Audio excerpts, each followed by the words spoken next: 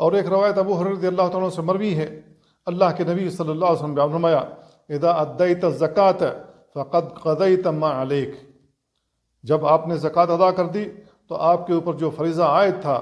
آپ نے اسے ادا کر دیا۔ ومن جمع مالا حراما، جو شخص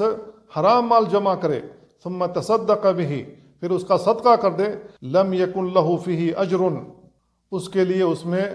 کوئی اجر نہیں ہے، وکان اسرہ علیہ، اور اس کا وزر اور اس کا گناہ اس کے اوپر ہوگا۔ اس کو امام ابن خزیمہ نے، ابن حبان نے اور امام حاکم نے روایت کیا ہے، اور امام حاکم نے کہا کہ اس کی سند صحیح ہے۔ تو میرے بھائیوں، اللہ رب العالمین نے جب ہمیں مال دیا ہے تو ہمیں اپنے مال کی زکوٰۃ ادا کرنی چاہیے، یہ اس کا حق ہے، یہ مسکینوں کا حق ہے، فقیروں کا حق ہے، اور ان 8 لوگوں کا حق ہے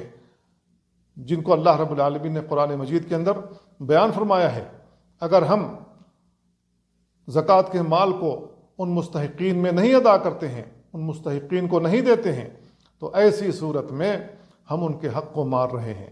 اور ان کا حق مار کر ہم ان کے اوپر ظلم کر رہے ہیں۔ اگر ایسے مظلوموں کی آہ نکل جائے اور ان کی بد دعائیں نکل جائیں تو اللہ رب العالمین تباہ و برباد کر دے گا۔ تو ہمیں اپنے مالوں کی زکوٰۃ خوش دلی کے ساتھ دینا چاہیے۔ ایسا نہیں ہونا چاہیے کہ جب ہم زکوٰۃ دیں تو ہمارے دلوں میں تنگی محسوس ہو، اور ہمارے دلوں میں کچوکے لگیں،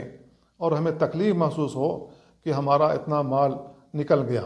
اور زکوٰۃ دیتے ہوئے مسرت محسوس ہونی چاہیے کہ ہم نے اللہ رب العالمین کی اس فریضے کو ادا کر دیا اور مستحقین کا حق ادا کر دیا۔ پھر اللہ رب العالمین سے امید رکھنی چاہیے کہ اللہ رب العالمین ہمیں